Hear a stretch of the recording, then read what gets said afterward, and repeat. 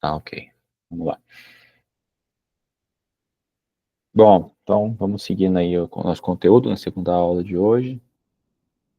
É, Então, hoje, basicamente, a gente vai falar sobre curto-circuito, tá? E o impacto na especificação de equipamentos. O que eu tenho já de mensagens iniciais para passar, né? Da semana passada para hoje, eu coloquei bastante coisa nova nas pastinhas, tá? Na parte de referências tem algumas coisas legais, são mais regulatórios, digamos assim, normativas dentro do sistema brasileiro, mas tem bastante conteúdo legal. Eu também disponibilizei uma versão do Anafaz antiga, tá, de 2018. Então, sim, não dá para abrir casos atuais das bases de dados do NS, EPE, mas para os nossos propósitos aqui atende. Então, na pasta software, é para ter uma versão do Anafaz, que hoje, como ficou bastante conteúdo, eu coloquei alguns exemplos interessantes para ter uns modelinhos simplificados e sugiro que vocês tentem fazer ao longo da semana aí, se quiserem mandar mensagem lá no grupo para discutir disso e tal. A ideia é que vocês tentem, não vou abordar hoje aqui. Primeiro que eu acho que nem tenho na fase aqui nessa máquina, mas segundo porque não estou em casa também. Mas é mais para não estender muito, porque tem bastante conteúdo aqui que eu queria focar nele, e os exemplos estão que eu sugiro. Que vocês tentem fazer aí, caso sintam muita dificuldade, não consiga e tal, né, porque é uma ferramenta nova, nem todo mundo está habituado, a gente pode, aí eu dou duas sugestões para vocês pensarem também, a gente pode discutir no grupo lá, ou a gente pode pegar um dia na semana, à noite aí, tentar fazer junto, ou eu posso pegar, fazer, gravar e compartilhar com vocês, ou a gente pode ir tentando fazer também offline lá. O que eu, assim, como última alternativa, seria a gente começar alguma próxima aula, assim, e fazendo o exemplo. E por quê? Para não atrasar o conteúdo, tá? Porque, assim, esses exemplos acabam tomando um tempo e no sábado de aula pode ser que se estenda muito. Aí a gente acaba atrasando todo o conteúdo ou tem que correr depois, eu não gostaria. Mas, assim, de novo, né? Na semana passada a gente falou sobre adaptação aí das nossas conversas. Então, a melhor coisa que eu acho é que alguém pode, caso alguém não conseguiu, queira fazer e queira discutir, joga lá no grupo que a gente vê uma forma de viabilizar isso, tá? Então, é isso de inicialmente. Vamos agora falar sim, que fica separado um pouco da parte questão teórica do curto-circuito, que não vou assim, dar muita ênfase na toda a teoria, e estou colocando pontos mais relevantes que às vezes passam batidos durante os estudos, tá? Então, vamos lá. Então, assim, os estudos de curto-circuito, né, eles têm, costuma ser o contexto que eles são feitos, né? Ou você vai fazer para especificar uma nova instalação, ou você vai avaliar ativos existentes, né? Quando a gente olha, por exemplo, estudo de trânsito eletromagnético, geralmente a gente está, assim, eu diria 90%, 95% das vezes você está avaliando e vai especificar uma instalação nova. O curto-circuito, ele também é usado junto lá com o fluxo de potência para especificar coisa nova, mas às vezes ele também é usado para avaliar o que já está em operação, né, que a gente costuma ser um critério de superação de equipamentos, que a gente diz. Então, hoje, assim, especificamente, vai ter um pouco dessas duas vertentes, tá? Vou falar coisas que são relevantes para a especificação e coisas que acabam sendo um pouco mais específicas para quando a gente vai avaliar a superação. Tá? Também tem um outro documento que eu coloquei lá para vocês, que é uma nota técnica do ONS, só de superação de equipamentos. Um documento bem legal, bastante conteúdo, e que ele vai andando de superação por corrente nominal, superação por, superação em barramentos, né, estudo de fluxo de potência em barramentos, Aí vai falar superação de curto-circuito, e aí dentro do curto-circuito tem superação por corrente de falta, corrente de pico. Tem uma discussão que eu trouxe, assim, que eu acho bastante relevante, porque passa muitas vezes em branco. É sobre a constante de tempo do curto-circuito e as implicações que ela pode ter. E aí ele anda lá também, TRT, corrente com zero atrasado, se não me engano ele fala um pouco também. Então é um documento bem legal, fica já... Acho que ele fala também de saturação de TC, tem bastante coisa, é um documento bem longo, legal que tá lá. E aí hoje as coisas vão meio que andar juntas, assim, e eu vou tentar sempre deixar claro que quando você está olhando com uma vertente de especificar, assim, o que eu quero dizer, no final, assim, do ponto de vista de estudo, suas variáveis não mudam, né? Assim, a corrente de curto-circuito, a constante de tempo, a assimetria e tudo, ela é calculada e não, e você não está preocupado ali naquele momento se é um negócio novo ou um negócio existente. Mas suas conclusões, elas são, você pode ter uma vertente diferente. Tá? Então, hoje a gente vai falar, vai ter de certa forma, vai estar meio mesclado aí o que é novo com o que é existente. Né? Quando a gente olha, então, para o curto-circuito especificamente, a gente costuma ver, né, então, definição da capacidade de interrupção de disjuntores, né, para saber se aquela corrente que o disjuntor vai estar sujeito, você precisa especificar, ou se o que está lá está de acordo com a corrente que vai passar, para ele poder interromper de maneira segura a corrente. E também suportabilidade de equipamento, a gente já falou um pouco disso, porque a corrente de curto-circuito, ela também está ali, passando durante um determinado intervalo de tempo em equipamentos da subestação, e eles têm uma suportabilidade no tempo daquilo. Então, também é interessante isso, que isso esteja avaliado. Outra coisa que o curto-circuito muitas vezes dá de informação é você entender o fator de aterramento do sistema, que basicamente o que acontece quando você tem uma falta envolvendo a Terra, né, vamos pensar uma falta fase Terra. Se você tem uma falta fase Terra, o que acontece com as tensões que não estão em falta? Né? Então, quando a gente sabe que a faculdade, né, quanto mais isolado o seu sistema se aproxima, ou seja, quanto a impedância de sequência zero mais tende a um valor muito elevado, essas sobretensões nas fases sãs ou sadias, né? Eu não sei o termo específico, vai ser intercambiável no nosso contexto aqui. E elas tendem a aumentar. Né? E aí tem lá o que a gente vê, o limite, a tensão de linha. Então, assim, se eu tenho um sistema isolado, tem uma falta fase terra, na fase A. As fases B e C vão para a tensão de linha. Então, a tensão de fase, que é 34,5 dividido por raiz de 3, né, fase terra, vai para 34,5. E por que isso é importante? Isso é importante principalmente para a escolha de para-raio. A gente vai, na próxima aula, vai falar muito de para-raio e dos princípios de coordenação do isolamento, vai entender que a escolha do para-raio tem muita relação com a sobretensão temporária no sistema.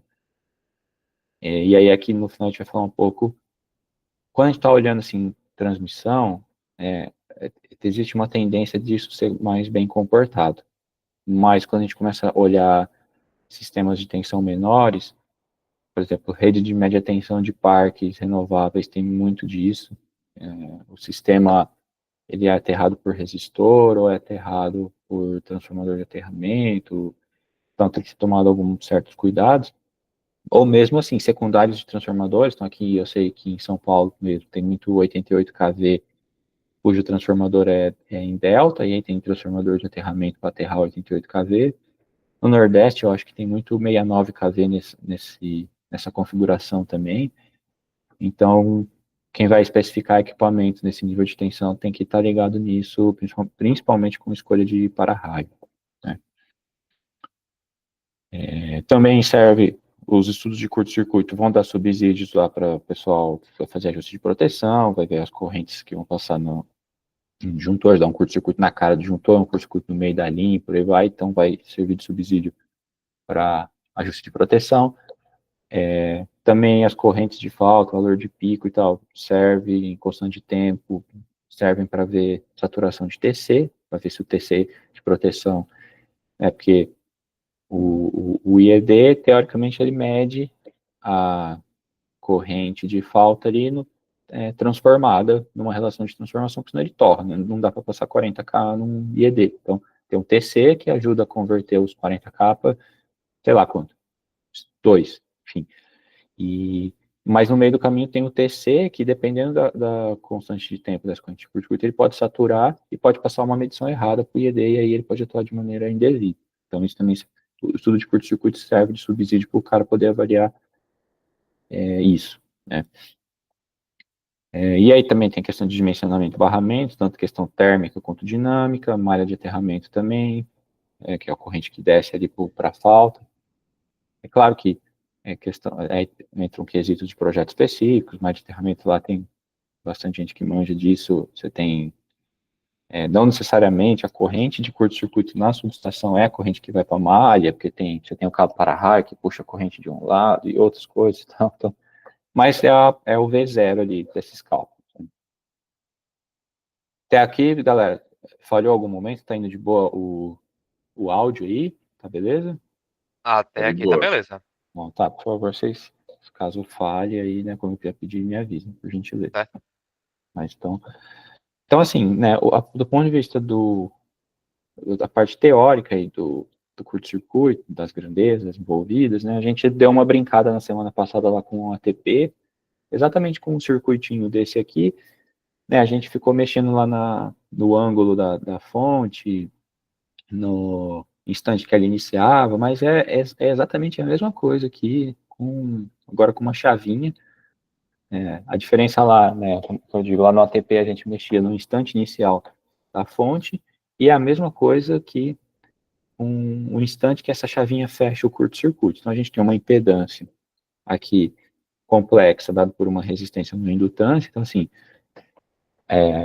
o nosso sistema, ele ainda é predominantemente indutivo em 60 Hz. Né? Por quê?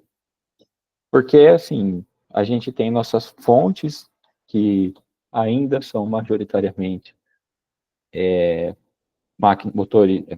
geradores síncronos, que tem um monte de enrolamento lá dentro, bobina, e cujo movimento e conversão energética é dado por acoplamentos indutivos ali, eletromagnéticos, né?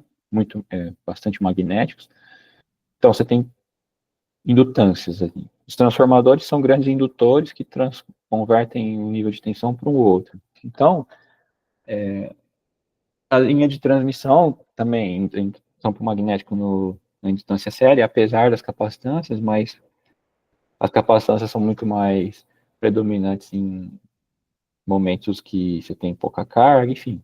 Assim, o sistema, e muitas vezes no curto-circuito elas fazem um pouco de diferença. Então, predominantemente, os sistemas em 60 Hz, eles são indutivos. E por isso a gente pode representar esse modelinho bastante simplificado por meio de um indutor, uma reatância indutiva, e suas respectivas perdas, digamos, um fator de qualidade, né, uma relação X sobre R, que dá uma impedância complexa Z com um ângulo φ. Por que eu falei ainda, né? Porque, bom, com esse monte de renovável aí, essa mudança de geração, eu não sei como que as coisas como que esse sistema passa a se comportar.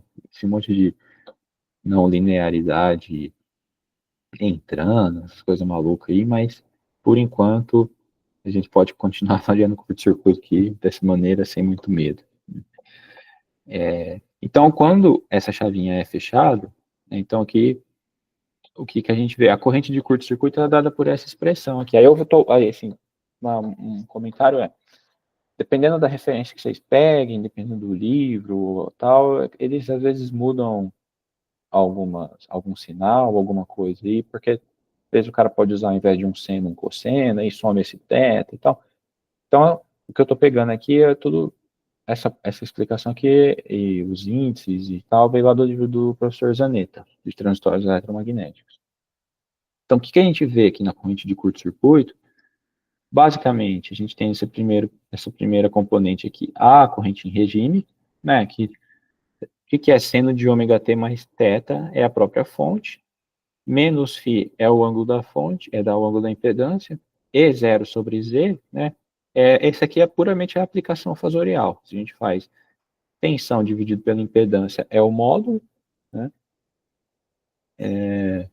E aí a gente tem aqui esse menos φ, ele nada é do que o φ da impedância no denominador, que vira negativo. Então a gente tem a parte regime, que é calculada com base até fasorialmente, né, se quiser. E a segunda componente é a parte transitória, que se a gente olhar aqui, né, o que está impactando aqui no transitório? Basicamente é o θ e assim, o θ, o φ e o tal. Tal é a constante de tempo que a gente conversou na semana passada, que é esse cara aqui, é o L sobre R do sistema. Ele vai ditando o amortecimento dessa resposta. Então, assim, do que depende a componente transitória, né? Basicamente, se a gente pensar que o φ é fixo, né, porque depende da impedância equivalente aqui, vai depender do teto. Então, qual que é a fase da fonte no instante que eu fecho o curto-circuito, que é uma coisa que a gente deu uma brincada na semana passada, a gente... então vamos colocar essa... Cada vez que a gente brincava lá no instante de início daquela fonte no ATP e do ângulo, a gente estava variando o θ aqui. E a gente via que mudava o comportamento da corrente de curto-circuito, ela era mais ou menos assimétrica, digamos assim, né? Porque a gente estava mexendo no θ, é o ângulo da fonte. Então, basicamente, sim, o que eu quero dizer, o instante que essa chavinha fecha aí, ela vai ditar o comportamento dessa componente transitória, né? Então, se a gente olhar, que esse aqui a gente viu algumas vezes também na semana passada, a cara da corrente de curto-circuito é essa aí. Você tem uma senoide deslocada no comecinho ali, nos primeiros ciclos, né? Por causa dessa componente transitória. Então, essa componente transitória desloca a corrente. E aí, assim, pensando fisicamente, né? É um pouco de... A depender do instante que você está fechando a, a chave, né? Você está meio que... claro que, assim, pensando em modelo matemático, né? Porque não é um... Quando a gente for falar lá de energização de transformador, fica um pouco mais fácil fisicamente para a gente visualizar. Mas aqui, né, matematicamente falando, é como se eu tivesse um indutor equivalente aqui, que é a minha impedância de curto-circuito. E aí, quando a gente energiza esse cara, né? No caso aqui, não é bem uma energização, né? É um curto-circuito, mas quando eu excito esse cara, vai ter uma variação de fluxo ali instantânea, né? Que não pode ser feita pela lei de Lenz. Então, a componente transitória, ela nada mais é que a lei de Lenz se manifestando, ou seja, para que não tenha uma variação instantânea do fluxo magnético no indutor, surge essa componente transitória para anular isso, né? E aí, fisicamente, as coisas estão amarradas, né? Então, a cara da corrente de curto-circuito, ela é essa, uma senoide que está deslocada ali no começo, depois, alguns ciclos ali, essa componente morre, transitória, né, porque aqui é um E, talvez não dê para, talvez não, tá bem difícil de ver aqui, mas é um E elevado a menos T sobre tal, tá bom? Porque se não tiver o menos, esse negócio explode, né? O T vai aumentando, essa exponencial também vai aumentando. Mas como é negativo, com o T indo para o infinito, esse cara, ele tende a 1, né? E, só que aí o seno, bom, tem que lembrar aqui, mas esse cara ele vai decrescendo aí, né?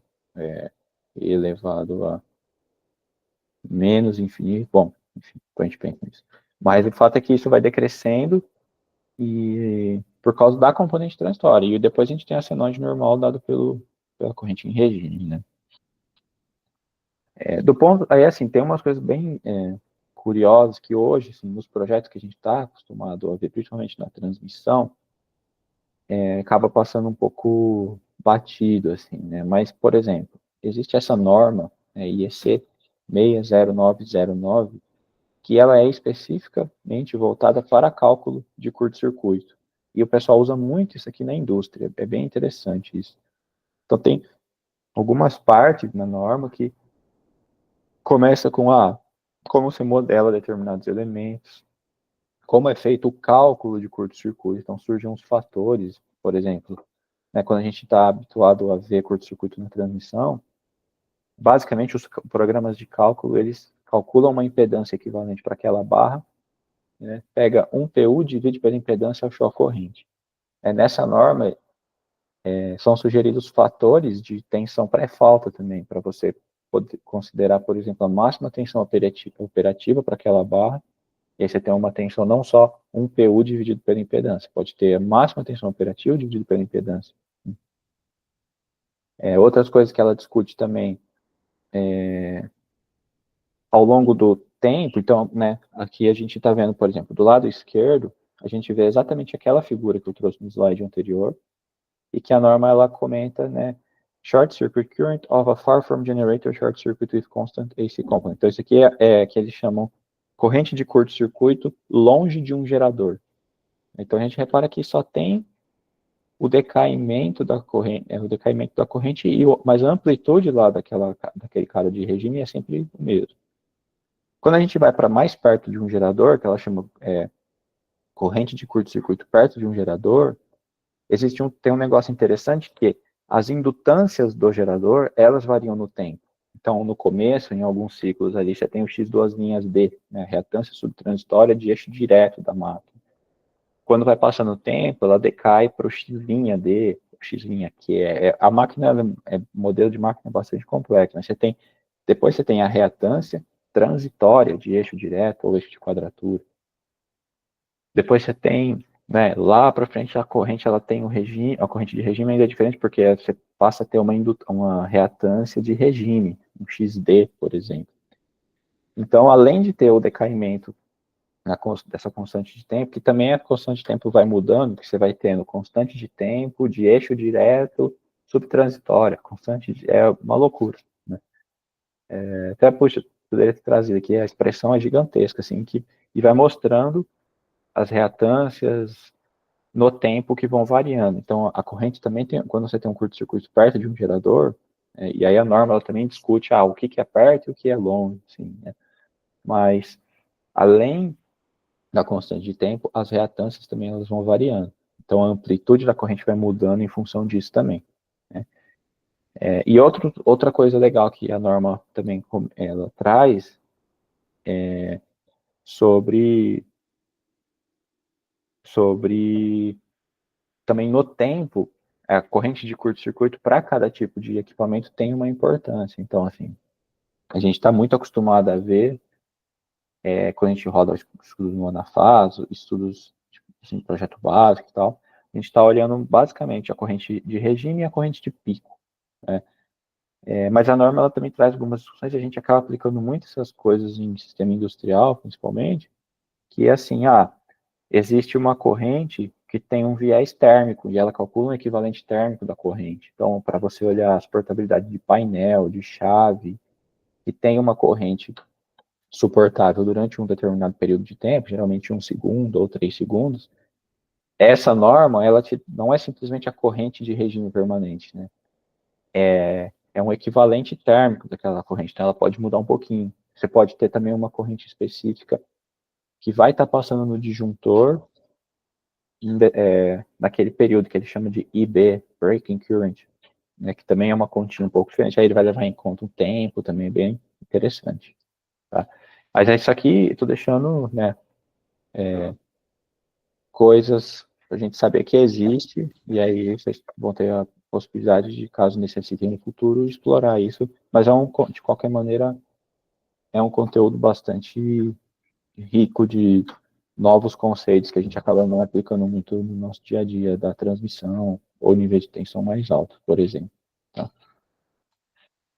Também, aí, aqui, hoje, o curto-circuito que a gente roda no Anafaz, por exemplo, ele está muito mais ligado às definições da norma ANSI, né, que depois eu acho que virou tudo I3E, né? Essa aqui especificamente, esse é o Brown Book, se não me engano, do I3E. O Brown e o Red eles são voltados mais para análises em sistemas industriais e comerciais, mas quando a aplicação é em alta tensão, os conceitos do cálculo de curto-circuito são os mesmos. Então, hoje, o que o Anafaz considera, por exemplo, está muito perto das diretrizes de cálculo de curto-circuito ANSI e 3E. Aí é interessante, sim, né? Eu não sei como foi na formação de vocês, mas quando eu estudei curto-circuito na faculdade, não tem muitas discussões, assim, né? Meio que o que é colocado lá, não, curto-circuito tensão 1 PU dividido pela impedância e boa. Né? Mas aí é legal saber que tem diretrizes de norma aí, né, internacionais que apresentam conceitos um pouco mais avançados, tanto do cálculo do curto-circuito quanto da aplicação mesmo, né? Bom, pessoal, tranquilo até o momento, sem nenhum problema, né? Tranquilo. Tranquilo. Então, quando a gente vai, no final, assim, elaborar o estudo, né? O que a gente está praticamente preocupado quando a gente está desenvolvendo um estudo de curto-circuito é obter essas grandezas aí. Que é a corrente simétrica de curto-circuito, né, aquela componente em regime que a gente viu, a componente assimétrica ou de pico, né, que é o primeiro pico lá daquela figura. Não sei se tem uma figura aqui, não. E aí, algumas coisas, assim, do ponto de vista de corrente, são essas duas, e o fator de assimetria e a constante de tempo, que também são grandezas de interesse, junto com a corrente de pico, elas estão todas interligadas aí. Então, assim, se eu tenho a constante de tempo, eu calculo o fator de assimetria que consiga calcular a corrente de pico. Mas se eu tenho a corrente de pico, o fator de assimetria é direto e depois consigo estimar a constante de tempo. Mas, geralmente, tá, o que a gente vê em estudos padrão de curto-circuito é a corrente eficaz e corrente de pico. Né? Ao longo do tempo, e aí aquela nota técnica do INS que eu trouxe, e vou discutir um pouco ela com vocês hoje, eu fui percebendo que, assim, não é bem só isso. As correntes são muito importantes, mas o fator de assimetria também, mas a constante de tempo, às vezes, ela é esquecida. E aí a discussão que eu vou trazer é que tem que olhar com um pouco mais de carinho a constante de tempo. Tá? Não só olhar a corrente de pico e corrente eficaz, mas a constante de tempo ela pode ter um papel bastante importante para a especificação de equipamento ou avaliar a superação de equipamentos existentes. Né? A gente vai discutir disso um pouco mais para frente. Então, por que é importante essas grandezas? Né? Então, assim, quando a gente pega lá a IEC 62271-1, que dá especificações comuns para tudo que é equipamento de manobra, e aí, se não me engano, tá, vocês me corrijam se eu estiver errado, eu creio que a 62271 ela é para equipamento acima de 1000 volts. Então, é 1 kV para cima. As especificações são comuns. Quando a gente vai olhar mais baixa tensão, já são outros, né, mas não é muito nosso foco aqui. Então, o que a gente tem lá de especificação dessa norma geral, né, Common Specification for Alternate Gear, Switch Gear e Control Gear, que são, basicamente, Switch Gear e Control Gear são módulos de manobra e controle. Mas são, a gente costuma ver, vai ter aqui, pode ter painel, mas vai ter muito chave, disjuntor, né, chave seccionadora, disjuntor, enfim. Então, o que ela traz de definições, né? Inclusive switch gear e control gear estão aqui. Então, termo geral que cobre dispositivos de manobra combinados com seus dispositivos de controle, medição, proteção, equipamento de regulação, né, e a montagem desses equipamentos, então, falei, painéis, interconexões, tudo que é acessórios, capsulamentos e estruturas. Então, essa norma aí vai falar de tudo que está relacionado a isso, né? Olhando especificamente, então, assim, é uma norma grande, tal, vai ter muita definição, mas olhando especificamente para o que importa no curto-circuito, a gente tem Rated Short Time Withstand Current. Então, essa corrente é a corrente de curta duração, se a gente olhar simplesmente a tradução, né, mas é a suportabilidade da corrente em regime, basicamente. Tá? Então, o que ela fala?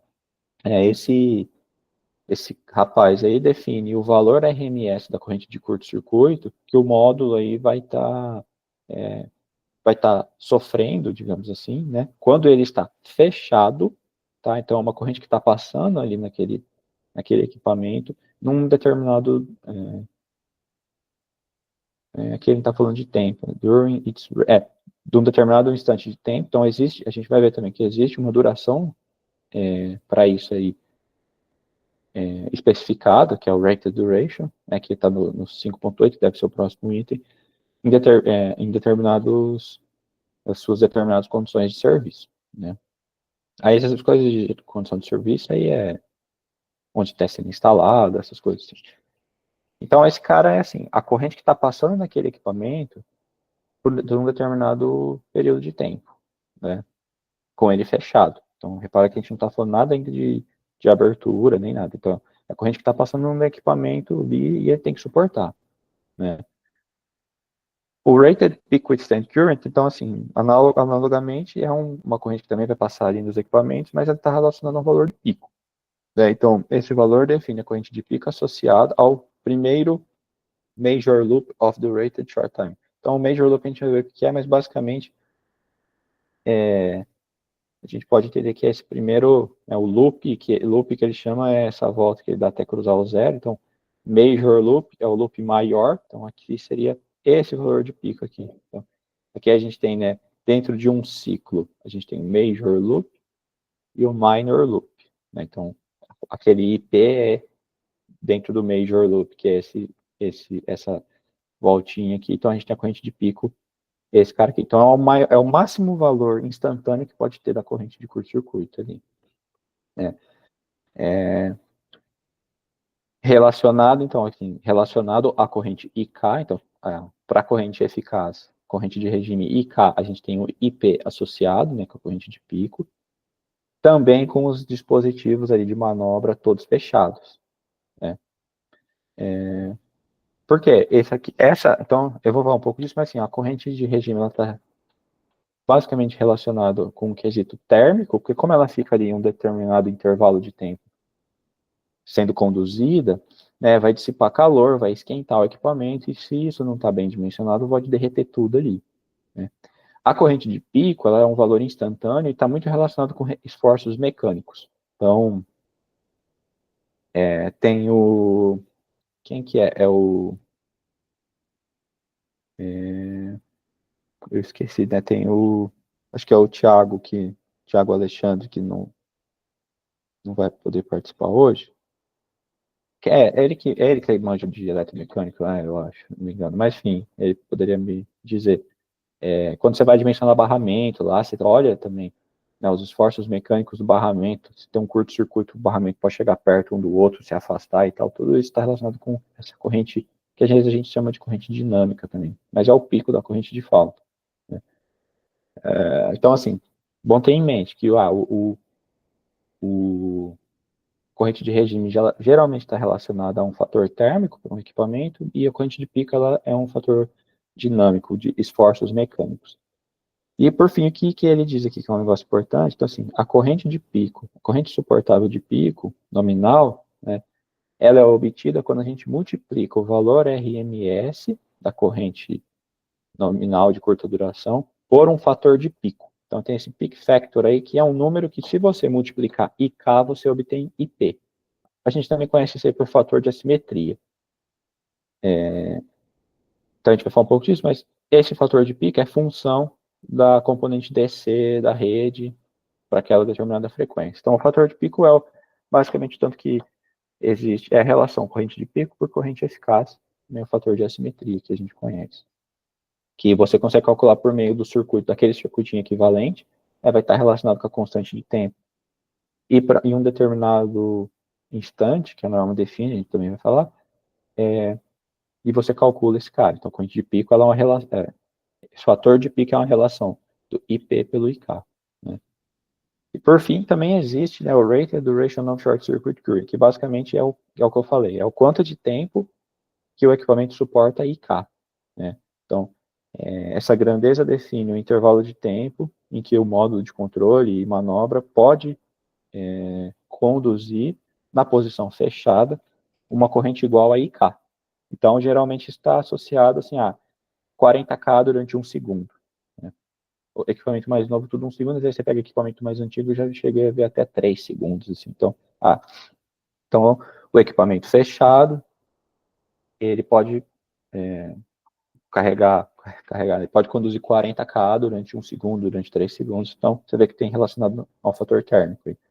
E o IP é um negócio instantâneo, não faz sentido você dizer IP com um intervalo de tempo, porque ele é um valor instantâneo de pico ali, está relacionado com um requisito mecânico do equipamento. Então, IK é térmico, IP é mecânico. Então, o IK tem que ter um tempo associado ali, um intervalo de tempo associado. Quando a gente vai para a norma 62271-100, que é a norma de disjuntor especificamente, né, disjuntor de corrente alternada, tem alguns outros requisitos que a gente vê que sim, tem alguma relação com os anteriores, tá? E de novo, né?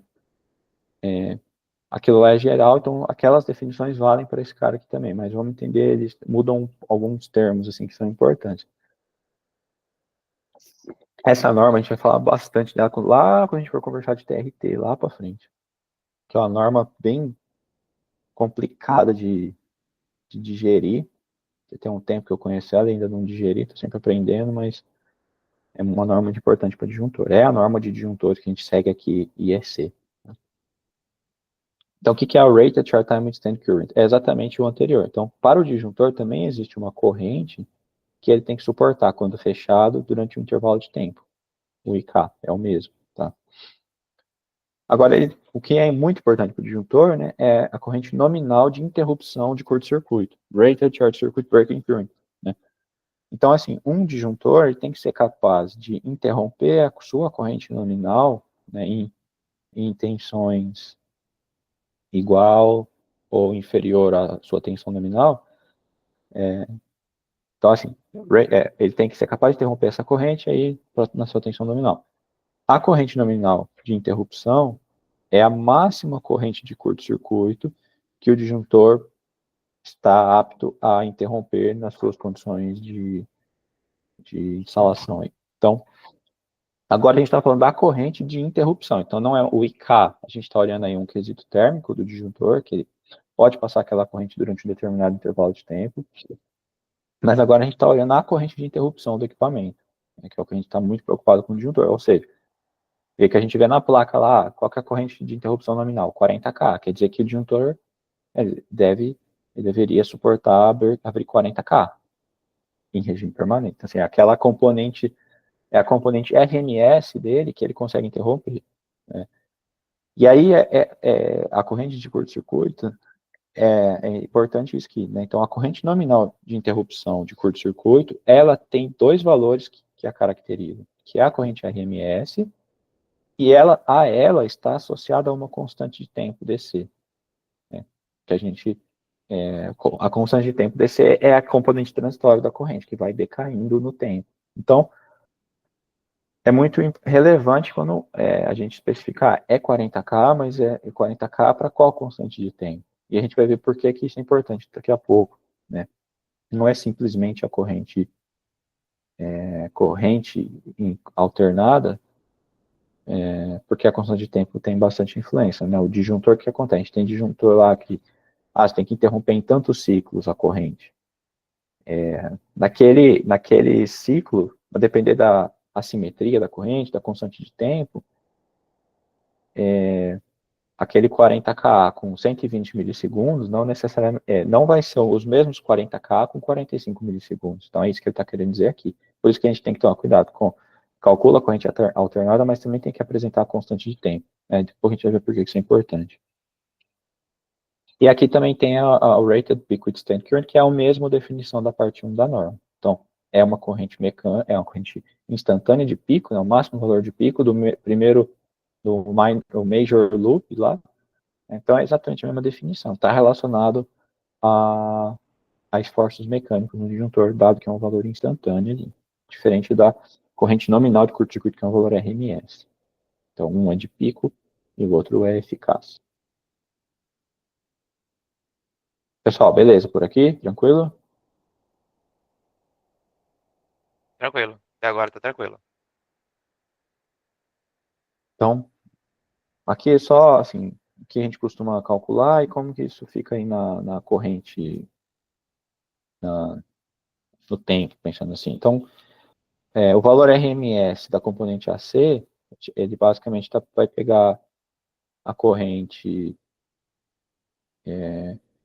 AC, repara que tem alguma assimetriazinha aqui, e divide por raiz de 2.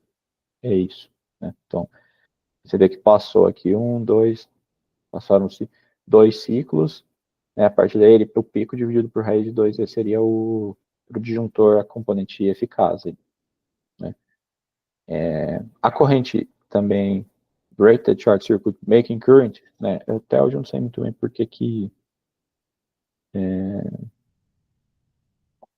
vamos relembrar aqui. O Rated Short Circuit Making Current, a corrente Making Current, a gente às vezes não, assim, a tradução que a gente pega e tem aqui no Brasil é corrente de estabelecimento. Então, a corrente de estabelecimento nominal de curto-circuito, tá? Também é esse cara aqui. Ele é um valor que, se você multiplica a corrente RMS of DC pelo fator de pico. Então, basicamente, essa corrente de estabelecimento é a corrente de pico lá. Não sei, é isso que eu preciso um dia entender porque que tem duas definições. Alguma razão tem, tá? Mas, enfim. A corrente de estabelecimento é a corrente de pico. Então, a gente pega a componente AC e multiplica pelo fator de pico lá. Que eu trouxe aqui. Eu estava mexendo no slide hoje, eu coloquei isso, que não tinha. Então, o que é esse fator de pico, que a gente também conhece por fator de assimetria? Tá? São fatores, basicamente, que se você tem a componente AC, você multiplica a componente AC por esse valor, você tem a corrente de estabelecimento, ou a corrente assimétrica também a gente chama, corrente de pico, enfim. Então, aqui, vamos olhar para o nosso caso de 60 Hz. Você vê aqui, então, a primeira coisa que a gente vê, esse fator de pico ou fator de assimetria, ele depende da frequência. E depende, porque a gente viu lá, eu podia ter trazido a relação de novo aqui, mas a gente viu que o decaimento lá da componente transitória depende da constante de tempo do circuito, que é L sobre R, né? Que está tudo aqui no DC Time Constant. Depende da frequência também, porque, né, a gente lembrar da equação lá, é o x sobre E, mas x depende da frequência. Então, para cada frequência a gente pode ter fatores de pico, fatores de assimetria diferentes. Então, quando a gente... E aí, por que ele traz, né? Ele traz segmentados aqui 45, 60, 75 e 120 milissegundos para as constantes de tempo, porque são os valores padronizados de norma. Então, o disjuntor pode ser ensaiado para 45, 60, 75, 120. Eu creio que você pode pedir alguma coisa especial, mas isso vai ter um custo, porque nem sempre, como não está em norma, você pede, eu quero que você ensaia para 130, talvez já seja um equipamento muito especial, mas precisava ver, ele atende para 80, 85 milímetros. Né? Se o disjuntor ele é especificado para, ele atende 120, estaria ok. Alguém mandou alguma coisa no grupo aí? Eu ouvi um barulhinho aqui. Não, Matheus, só ia tirar uma dúvida, porque acho que talvez seja até válido comentar. Essa semana mesmo eu me deparei, né? A gente está especificando um disjuntor lá para uma subestação, onde o fator de assimetria, né, bateu um pouco maior que 2.7. E aí eu fui olhar exatamente na 62271-100 nessa questão de constante de tempo, né? Que é completamente correlacionado, né, com o fator de assimetria. E eu deparei, né, não sei se você vai entrar nesse método nos próximos slides aí, pelo menos essa norma, ela fala que essa constante de tempo, né, ela também está ligada à classe de tensão do disjuntor, né? E aí, pelo menos para o meu caso lá, ele entraria como algum muito especial, né? Não sei se você já chegou a ver isso. Não, eu não, assim, aí quando a gente vai para a parte de ensaio, de equipamento, enfim, eu não conheço muita coisa não lá. Aqui eu trago da norma. Aí eu não sei, assim, porque você está falando maior que 2.7, e não está, assim, o que eu posso dizer certamente que não está coberto aqui pela norma, aí eu não sei como que ela trata. Uhum. Aí depende, assim, porque o que assim, geralmente aí você tem que ver se dá para especificar um equipamento com maior classe de tensão, ou tem classe de tensão, não tenho certeza, né, mas maior, basicamente seria uma maior corrente nominal, aí eu não sei se dá também, né. Uhum. Agora, maior que 2.7, que a gente vê assim, o que eu entendo? a maior constante de tempo que o cara poderia ensaiar é 120 milli. E aí ele fechou em 2.7, né? Isso. Aí daí para frente, me parece que não está preconizado em norma. Acho que é isso que você está querendo dizer, né? Não, essa questão de 2.7, ok, né, é um ponto, mas eu digo assim, igual você apresentou aqui, né, que a constante de tempo 45, 60, 75, só que essa norma aí, ela fala que, vamos supor, estou comprando aqui um disjuntor, ela fala que para 75 milissegundos, né, só se aplica para disjuntores com a tensão igual ou superior a 550 kV. Então, se eu quisesse aplicar um 120 mili, eu não conseguiria, né? Tinha que ser um disjuntor com até 52 kV. Então, assim, depende também da caixa de tensão, também tem essa constante de tempo. Entendi. Isso eu não sabia mesmo, não. Mas legal, bom saber. É só um ponto que eu deparei, porque assim, o fator de simetria, a constante de tempo que eu calculei, né, ia dar 83. E aí, no máximo que eu tenho para aquele nível de tensão é 75. Eu fiquei com essa dúvida. Mas. Assim, a gente vai falar um pouco de coisas que influenciam no cálculo, né, mais para frente. O que eu costumo falar, assim, quando você tem fator de assimetria muito alto, desconfie do seu modelo, entendeu? Porque modelo de cálculo mesmo. É estranho, assim, porque o que eu vejo, né? As normas, é uma coisa que eu não falei, porque a gente já falou em outro momento, mas sim, as normas, elas costumam especificar requisitos aplicáveis no mundo inteiro nas últimas décadas, né? Quando você começa a ver coisa que foge muito de norma, geralmente eu desconfio do cálculo, entendeu? Então, é uma questão talvez de refinar modelo, ver se todas as entradas estão adequadas, e aí lá para frente a gente vai ver o que impacta no fator de assimetria, né? Você tem às vezes você tem um modelo muito conservador, mas às vezes acontece. O pessoal, não, vou ser conservador aqui, mas a conclusão do cara é um equipamento que não existe na vida real. Aí como é que faz, né? Então, mas a gente vai falar um pouco disso quando a gente for falar de modelo, tá? Mas isso que você falou é legal, eu não sabia, não. Porque eu trabalhei com inside equipamento, né? Eu trabalho mais com passar para o pessoal os insumos para eles especificarem, né? Mas bom saber isso que você falou. Beleza? É legal. Beleza. Tá, então é isso que acho que aqui a gente vai falar mais disso depois, então depende da frequência, depende da sua consumo de tempo que vai ensaiar, e aí a gente tem os respectivos fatores de pico, que a norma chama, e que aqui a gente conhece por fator de assimetria, né? Então é uma coisa que é interessante, então do lado esquerdo a gente tem uma placa do disjuntor Siemens, eu acho que não tem o ano dessa placa aqui, ano de fabricação está com um asterisco, mas a ideia era mostrar como muda, né, assim, esse disjuntor aqui da direita, não sei também se tem o ano, me parece que não tem o ano, mas assim, você vê que o que eu queria mostrar é que, assim, quando a gente olha o cara da esquerda, ele foi especificado para 62271-100, lá embaixo, que vai seguir as definições básicas que tem na norma. Então, você pega lá, olhando a questão de interrupção, né? Qual que é a capacidade de interrupção nominal simétrica? 50K. A duração, 3 segundos. Então, esse aqui é o caso do disjuntor ISC, lá, né? Durante 3 segundos. Então, qual que é a capacidade de estabelecimento lá? A corrente de pico, né? 130K de crista, né? Se você dividir 130 por 50, é o fator de pico, ou o fator de assimetria. Que aí, se alguém quiser fazer aí, de cabeça eu não consigo fazer essa conta aí. Quanto que vai? Mas vai dar 2.6 ou 2.7, né?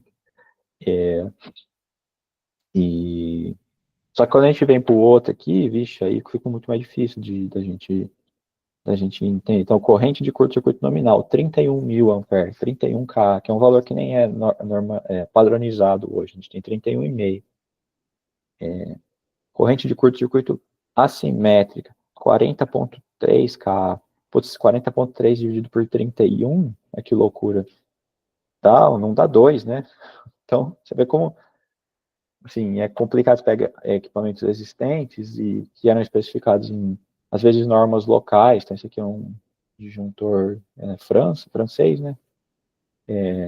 não existia essa padronização. Então, você vê que é bom, ao longo do tempo, você vai tendo normas únicas, assim, que vai padronizando todos os equipamentos e mata esses problemas de compatibilidade. Então esse aqui é mais a cara da placa de um especificado para a norma atual, com a cara de outro antigo aí, que só Deus sabe qual, nem a norma ele traz aqui, né, qual que era, para a gente poder entender as grandezas aí.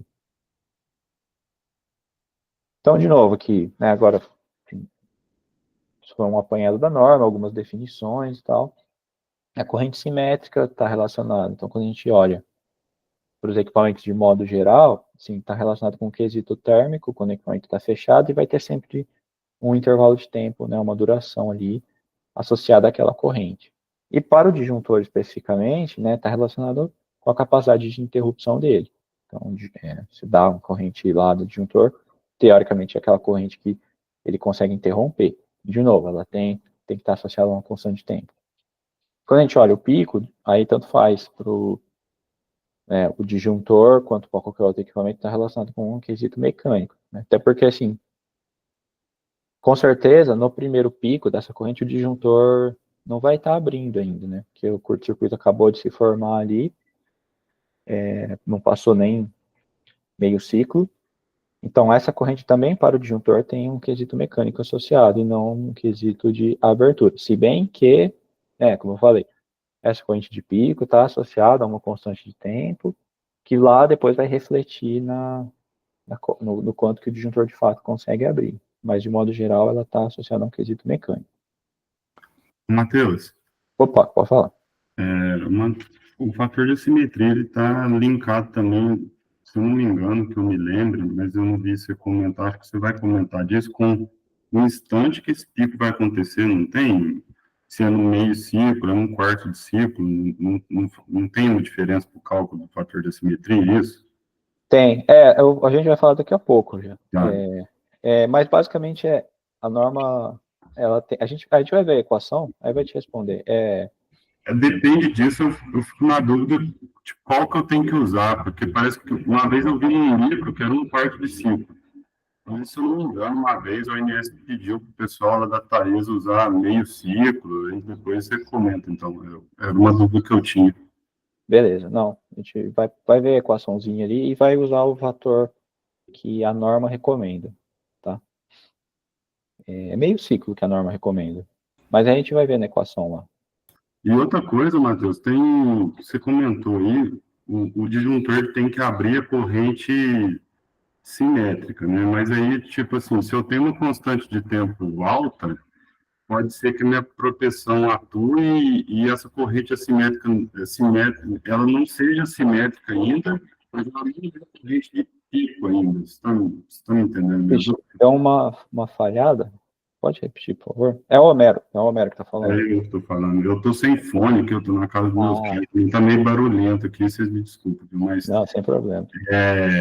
Você comentou e eu fiquei na dúvida, tipo, para mim a corrente simétrica, tipo 40 kA, seria a corrente simétrica que o disjuntor teria que abrir, certo? Tipo, o disjuntor não vai abrir a corrente de pico, porque a corrente de pico é meio ciclo, né? Igual a gente comentou, beleza, isso não vai ter atuado aí, não vai ter tempo. Mas pode ser, dependendo da constante de tempo, pode ser que o meu disjuntor tenha que abrir uma corrente que não seja simétrica e que não necessariamente seja de pico, esteja no meio ali, né? Eu estou certo ou estou errado? Isso aí. A gente vai falar disso aí, Homero. O que acontece? Assim, eu vou tentar explicar depois um pouco mais de detalhe, mas basicamente é assim. O disjuntor aí vai, assim, você tem lá os intervalos de tempo. Então você tem, aconteceu o curto-circuito, você tem um intervalo de tempo para proteção sensibilizar e mandar o sinal para o disjuntor. Depois tem o próprio tempo do disjuntor começar a separar os contatos, né? E o tempo que tem o arco lá. Tudo isso você tem um intervalo de tempo. O que acontece? Então, é por isso que é importante o seguinte: você tem 40 kA para uma determinada constante de tempo. Por quê? Porque, a depender da especificação do disjuntor aí no tempo de operação dele, tempo de separação dos contatos, proteção e etc., A hora que os contatos começaram a se separar ali, cara, vamos fazer assim, eu vou falar disso daqui para frente, aí fica, porque senão eu vou confundir as coisas, mas eu vou falar disso, beleza? Aí eu Vai acho ser que vai ficar claro. tá, Aí se não ficar claro, a gente continua discutindo lá para frente, mas eu vou tá, falar disso, tá? beleza. Isso é muito relevante mesmo, até essa é uma coisa que vai tomar um tempo hoje nosso aqui, mas é porque ela é muito importante de fato, sim. E por isso que eu falei que muitas vezes os estudos o pessoal esquece um pouco da constante de tempo, olha só o pico e, e eficaz e pronto. Mas a constante de tempo ela é muito importante também, por causa exatamente disso aí que você falou, mas a gente vai voltar lá. Beleza. Aqui é só assim, é um cálculo bem simplificado para a gente entender, então, por exemplo, como que o anafase ele vai calcular um curto-circuito. Então, lá eu vou dar um curto-circuito na cara, eu tenho aqui, por exemplo, está representando um transformador, é uma impedância de 14% na base dele aí, tá? Então, assim, sempre que a gente vai falar de curto-circuito tem que estar ligado nessas coisas de base de potência e base de tensão, e dependendo do software que você trabalha, então, por exemplo, o Anafase trabalha com 100 MVA de base trifásica, então isso é uma coisa que tem que estar sempre atento. Mas, assim, se eu dou um curto-circuito no secundário de um transformador, né, qual que é a corrente que passa por ele ali? Então, é 1 dividido pela impedância. Se eu tivesse um barramento infinito ali, que é o nosso caso, se eu quero representar um outro equivalente de sistema aqui para trás, eu posso ter uma outra impedância, eu tenho 1 dividido por essa impedância mais essa impedância, e aí a corrente vai diminuindo, por óbvio, porque eu vou aumentando as impedâncias. Né? Mas basicamente o cálculo é esse, é 1 dividido pela minha impedância aqui em PU, eu tenho uma corrente de 7,14 PU. Então, vai passar 7 vezes a corrente nominal do tráfego, por exemplo. Né? E aí a corrente que vai passar no primário, por exemplo, é a corrente de base do primário vezes a corrente em PU, 3.300 amperes. Ah, e se eu quiser ver a corrente de falta mesmo, a corrente no secundário, eu substituo 500 por 230, né? E aí eu tenho uma corrente maior, porque maior a tensão, maior a tensão, menor a corrente e vice-versa. Então, como que isso é feito lá, se eu quiser? E aí esse é um exemplinho que vocês podem dar uma brincada lá no Anafase também. Mas o Anafase eu coloco lá um transformador, né, e especifica a impedância. Impedância sequência positiva, impedância sequência zero que eu assumi igual. E por que eu botei 3,5%, né? Bom, porque é exatamente pelo fato das questões das bases. O Anafase trabalha com CMVA trifásico. Então a gente tem que sempre converter a base. Então, 14% na base de 400, na base de 100 é a relação de potência ali, é 100 dividido por 400, então vai reduzir em 25%. Né?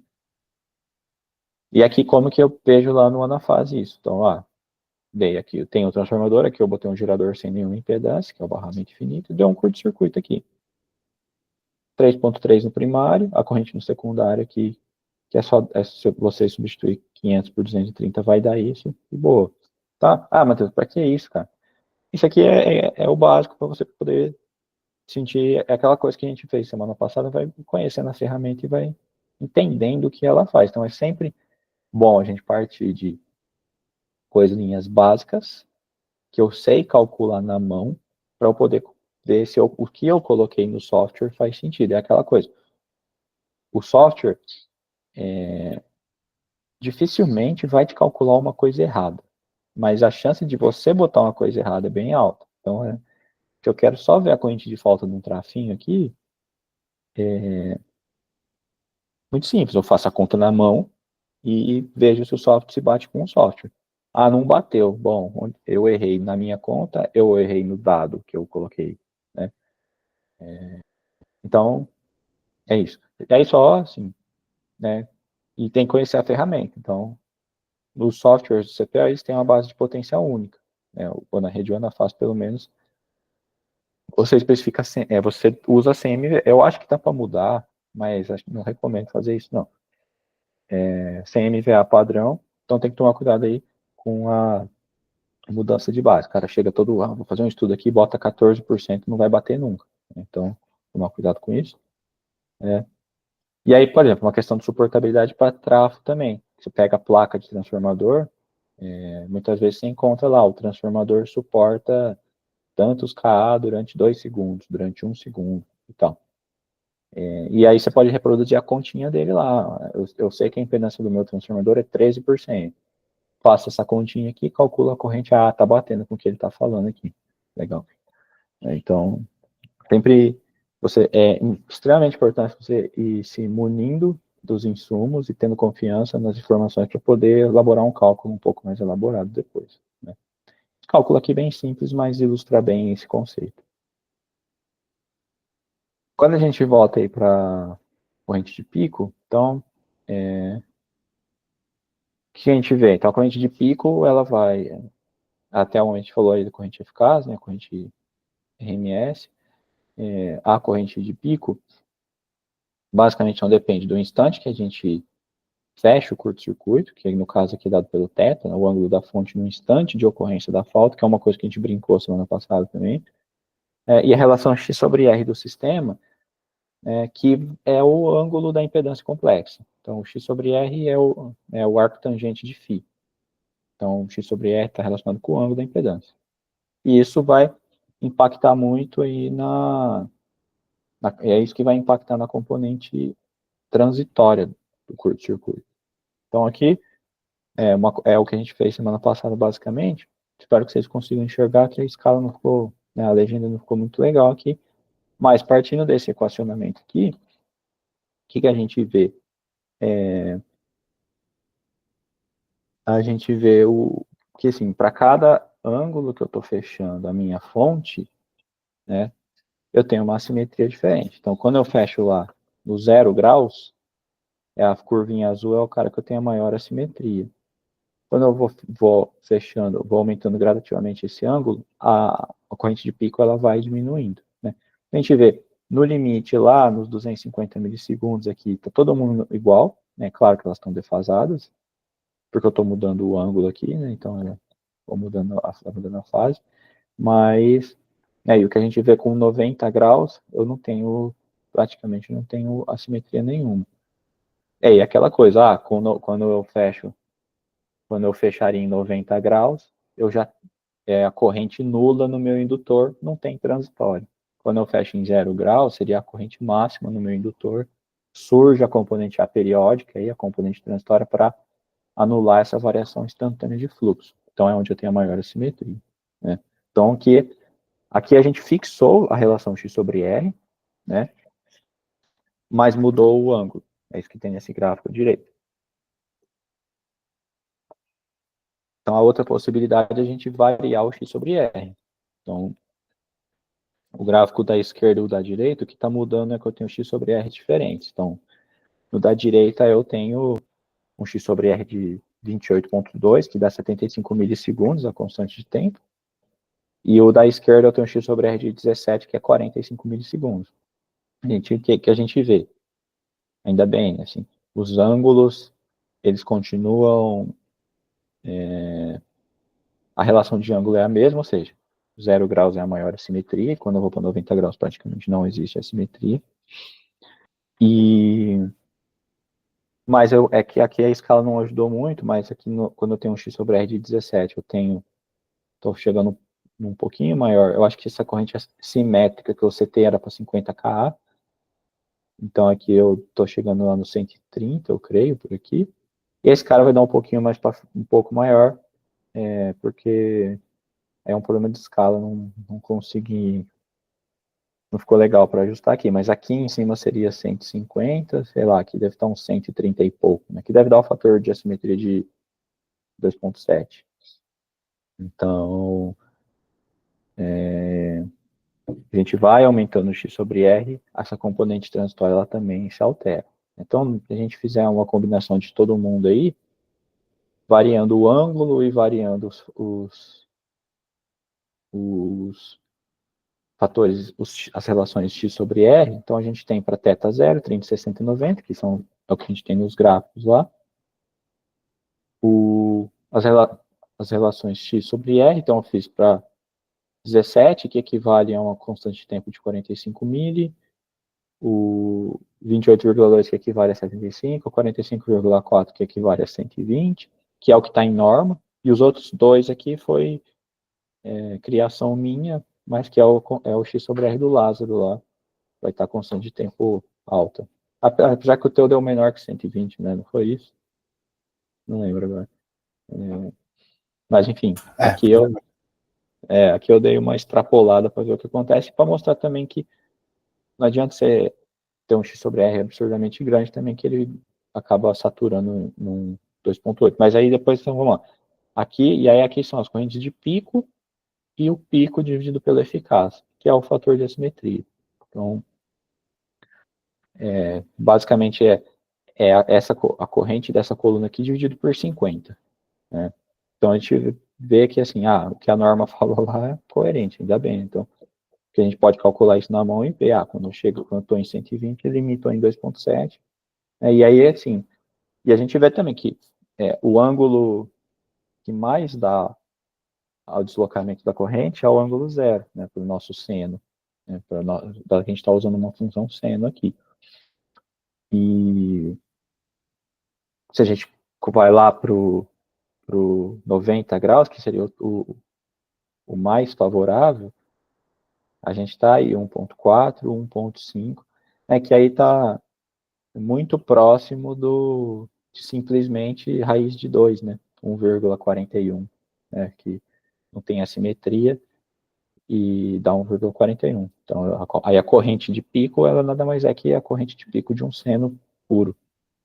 Mas, então, quando a gente vê lá o ângulo mais crítico ao zero, né? E aí lembrando lá a variação do fluxo e tudo mais, e a gente tem os fatores de assimetria aqui. E aí, o fator de assimetria, então, ele é calculado, ele é a relação pico por eficácia, e ele é dado por essa equaçãozinha, raiz de 2, 1 mais e elevado a menos t sobre tal. Né? O tal a gente viu que é o L sobre R, e o t, que é recomendado ser feito esse cálculo, é meio ciclo, é 8,33 milissegundos. Aí tem uma coisa, para 60 Hz. Uma coisa, Homero, que eu acho curioso, que eu ainda não consegui decifrar, é o seguinte. Por que é meio ciclo, né? Porque quando a gente olha por essa figura aqui, o pico acontece em 1/4 de ciclo, né? A gente olha, então a gente tem esse cara aqui, eu tenho 1/4, meio ciclo vai estar por aqui, e o outro ciclo, ele está, quando cruza o zero, né? É difícil com a simetria, mas uma coisa que eu ainda não decifrei é por que a gente usa meio ciclo, sendo que o pico ele acontece em 1/4 de ciclo. Né? Essa é uma coisa mesmo que hoje eu tenho essa dúvida, ainda não consegui decifrar, mas a norma ela recomenda meio ciclo, entendeu? Para o cálculo do fator de simetria. Naquele livro, com certeza você conhece, sabe o livro do Frontin de equipamentos, Sim, laranja lá, né? que é do P&D da Taesa. Na época a gente usou ele para fazer umas contas para a ANS lá, e lá fala que é 1/4 de ciclo, se eu não me engano. E aí a gente usou, e o ANS mandou trocar para meio ciclo. E aí eu nunca entendi isso. Esses dias eu precisei aqui no EDP, e daí fizeram a mesma pergunta para mim, e eu falei a mesma coisa que você. Falei, cara, não sei por que é meio ciclo, não, porque no livro está 1/4 de ciclo, mas enfim. Cara, eu vou ver se eu dou uma... Isso assim, eu tenho essa dúvida também faz muito tempo, cara. Eu não sei se tem a ver com a gente estar usando o seno aqui, se talvez com cosseno mude, tá? Não sei dizer. Mas é um negócio curioso. Depois eu vou dar uma olhada. Tem a IEC, tem uma IEC, a 62271-306, que ela é um guia de aplicação. Eu vou ver se ela responde isso pra gente e vou ver se eu trago na próxima aula, tá? Mas assim, o cálculo da norma é esse, tá? É meio ciclo que ele recomenda para o cálculo do fator de assimetria. E até o dia que eu não plotei essas curvas, eu nunca tive essa dúvida, sabe? Porque de fato, a gente olha o pico, é 1/4 de ciclo, não tem muita dúvida. Mas a norma coloca meio. Então é um mistério aí. Quem sabe eu decifre ao longo do nosso treinamento. Beleza. Tá? Não te respondi, desculpa, cara, mas... Não, tranquilo. Essa dúvida aí, eu meio que aceitei esse meio ciclo aí, porque veio do ANS e fui embora, entendeu? Mas sem explicar, não. É curioso. A norma é assim, eu tenho segurança, a norma ela recomenda esse cálculo aí. Tanto é que, assim, Eu já cruzei isso com aquela tabelinha lá, as coisas batem. Você tem que entender agora como que eles chegam nisso, mas fica de tarefa para mim aí. E vamos ver se o Anafaz usa meio ciclo também, né? Tipo, se você fizer uma meio ciclo, vai bater o fator de assimetria lá, enfim. Sim. Mas tranquilo, Matheus. Mas vamos ver se a gente descobre juntos aí. Valeu. E aí, então, sim, agora só melhorando o nosso exemplinho anterior, como que ficaria lá a corrente, né, assimétrica no nosso curto-circuito no secundário do trafo nosso?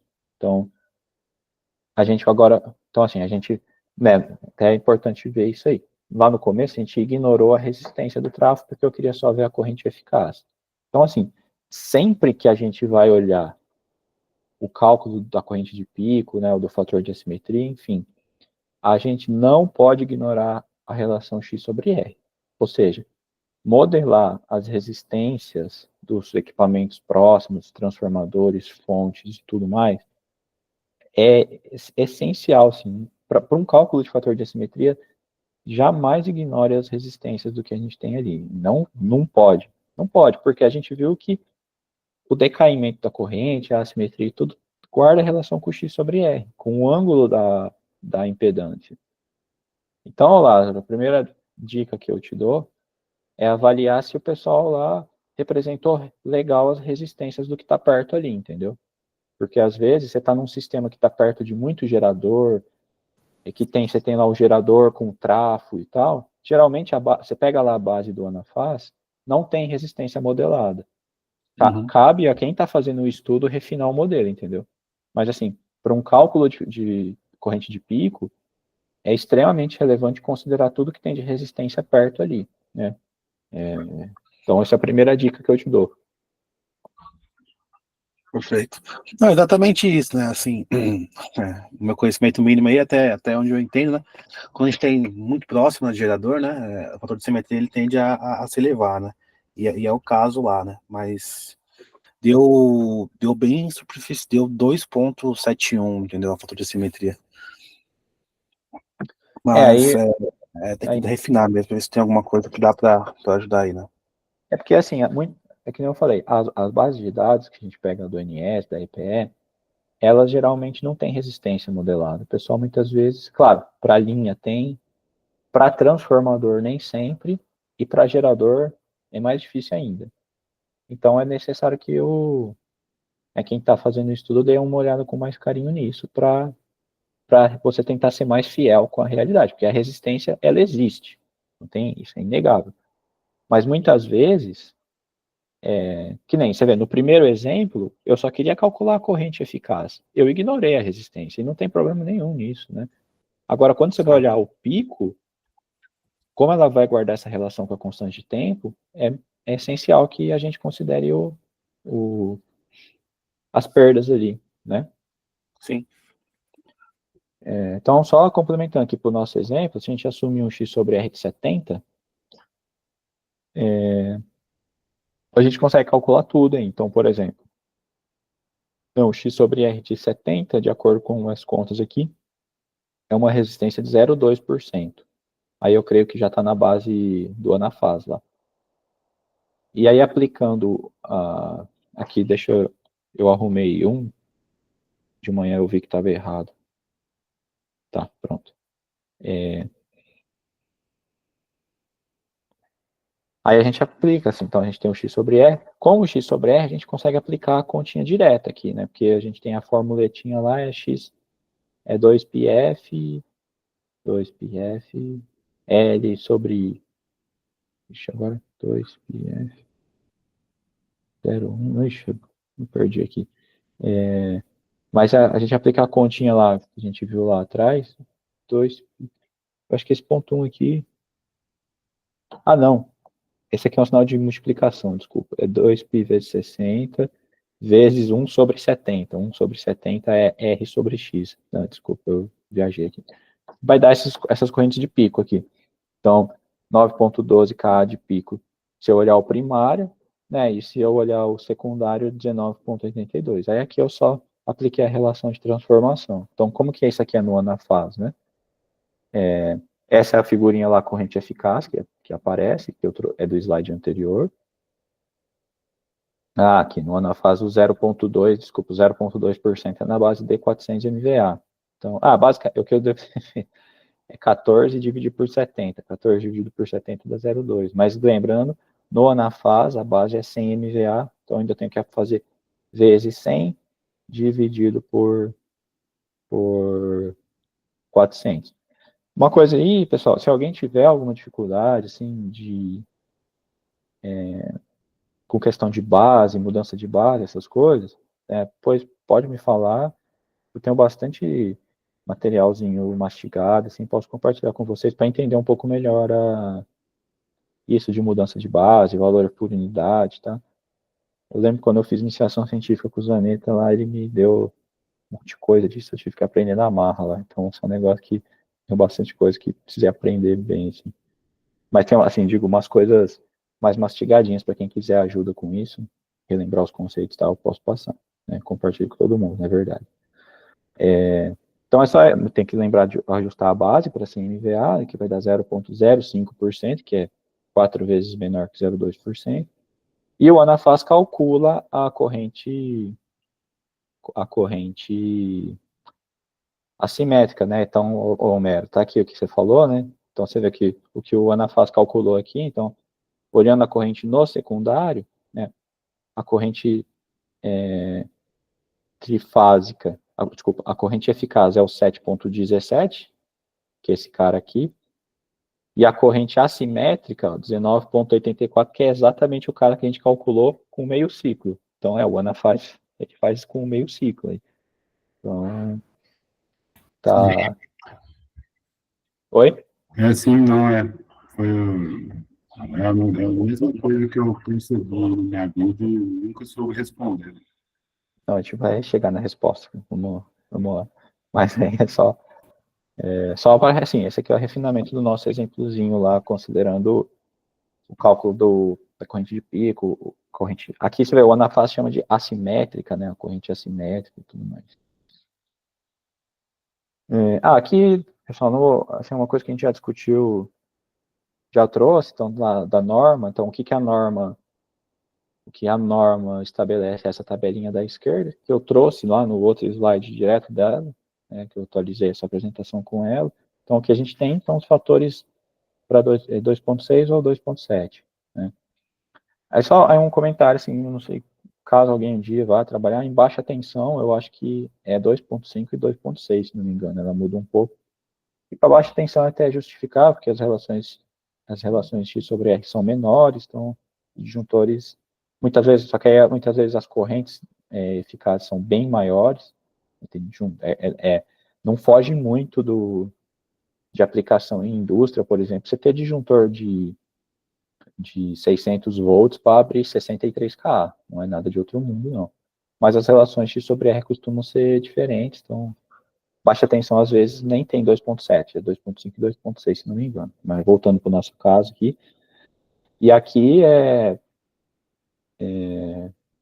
a relação, então, você tem, são só exemplos, para uma corrente de 31,5, para os fatores de assimetria, o fator de pico da norma, a gente teria essas correntes de pico. Então, para aquele lado, o nosso disjuntor responde, né? A gente tinha lá aquela placa da Siemens lá de 50 kA, e tinha uma corrente de crista de 130 kA. Então, a gente tem um fator de assimetria de 2,6. Né? Então, já respondemos aquela dúvida que eu tinha lá. Era só dividir um pelo outro, mas agora está aqui. Tá? Então, pessoal, vamos parar uns 15 minutinhos para tomar uma água e ao toalete. Que aí agora a gente vai... Aí, Homero, aí aqui, a partir de agora, eu vou tentar responder sua pergunta sobre a constante de tempo e o impacto na corrente que o disjuntor vai interromper, tá bom? Mas vamos... Beleza. Como é um assunto um pouco mais tenso, a gente volta aí. 15 minutinhos, pessoal. Então, 10h40, tá ok? Beleza.